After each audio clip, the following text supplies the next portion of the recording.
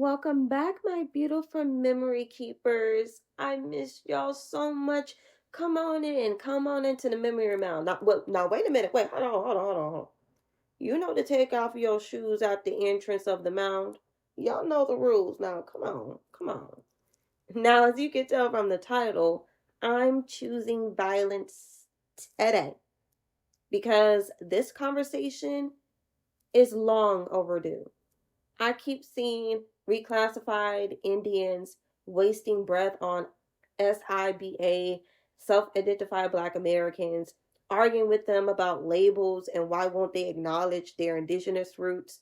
But here's my take. Many of them are already practicing the ways of their indigenous ancestors, right?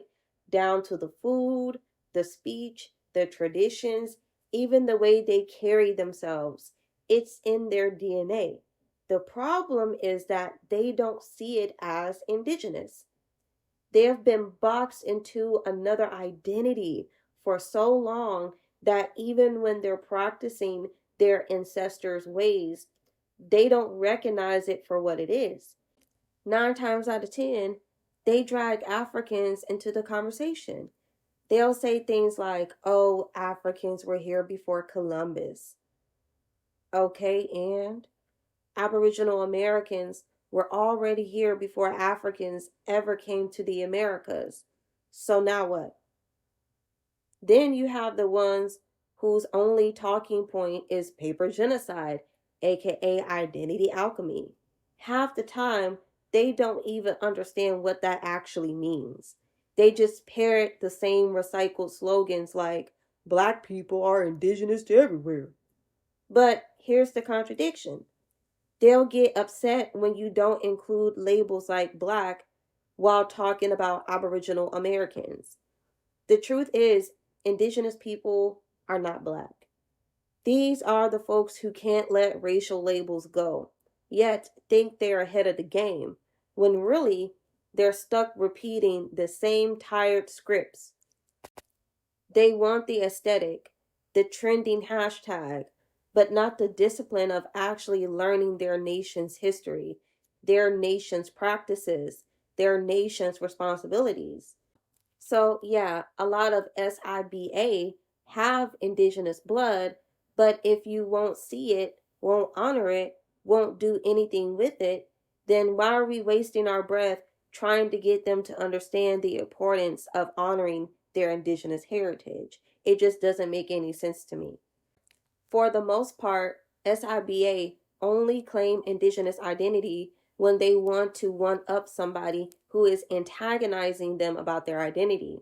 When a white person says, go back to Africa, suddenly the same people who claim to come from Africans will turn around and say, actually, Black people were the first people in the Americas. Without fail, it rolls off their tongue like a reflex. But here's the contradiction.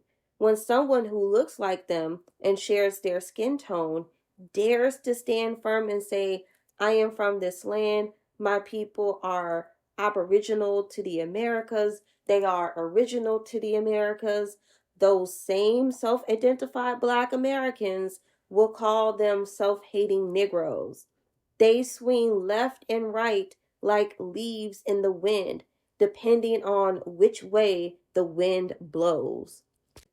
The truth is this: for most people, racial classifications are not just labels, they are memberships. And for SIBA, if they don't get to hold that membership card that says Black, they feel they have nothing. That's why some have turned Blackness into a whole persona. I love being Black. Being Black is everything. Being Black is my whole identity. Literally. That's what they say, right?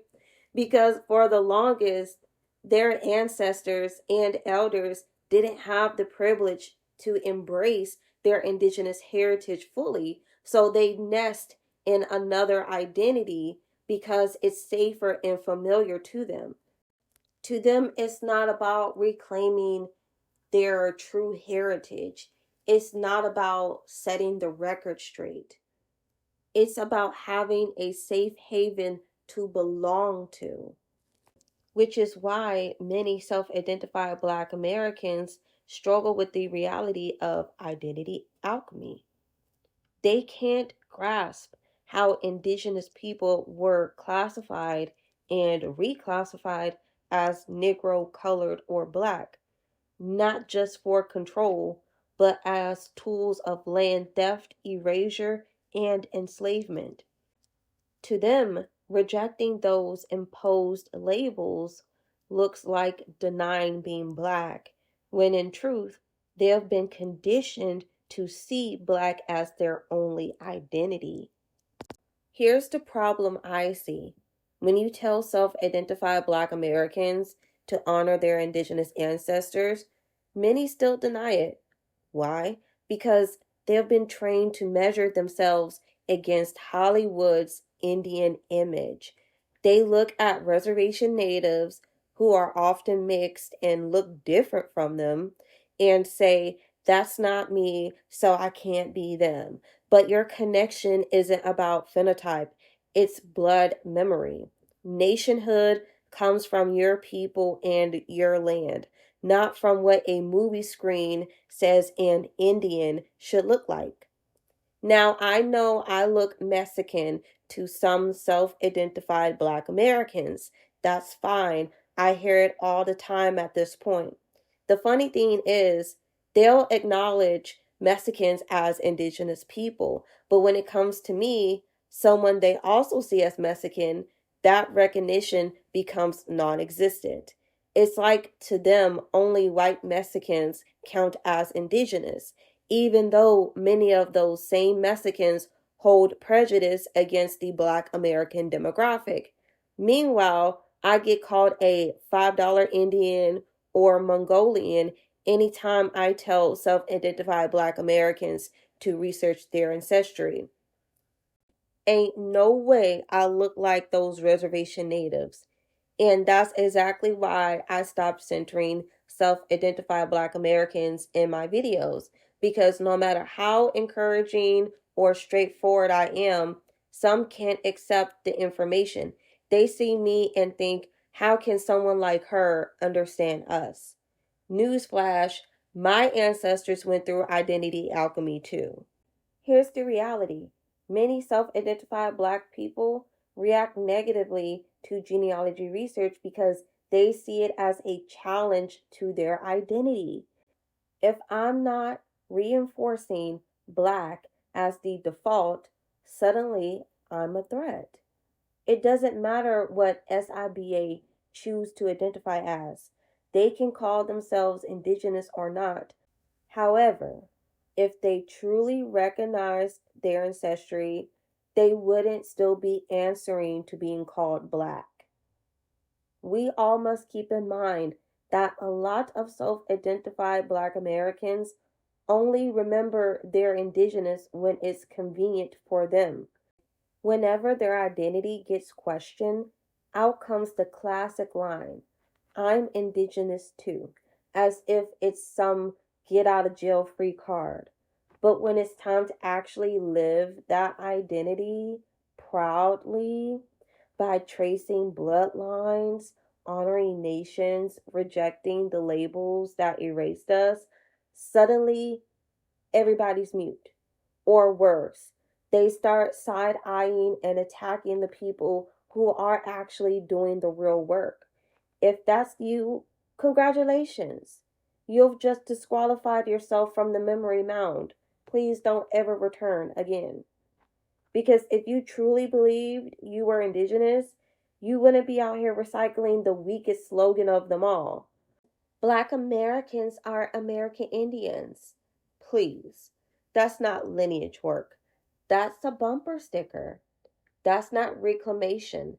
That's reheated erasure served on a paper plate. That's why I don't even touch that Black American label. We are reclassified Indians. Our ancestors were forced through identity alchemy, their names eaten and replaced. That's blood history. That's weight.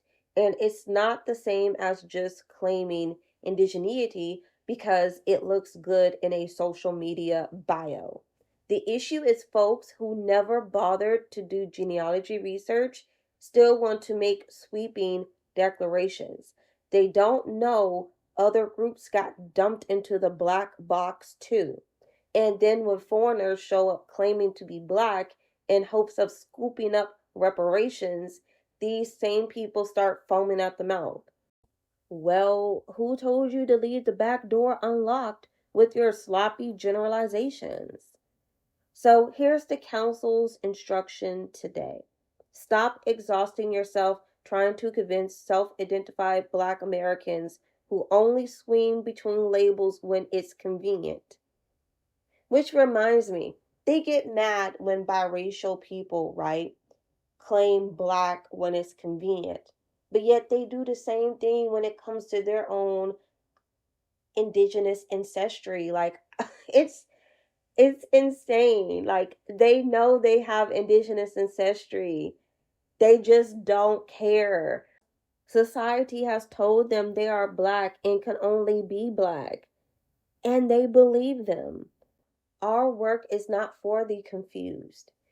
It's for the reclassified Indians who stand firm and know that their nation is not a costume, not a clapback, not a fallback option when Africa feels too far away. Our work is for the blood memory workers, for the memory keepers, for the ones reclaiming names, lands, and ancestors. You can't reason with people who brush you off, claiming there are bigger fish to fry, not realizing they are the fish already fried, dyed, and laid to the side. You can't turn ashes back into fire.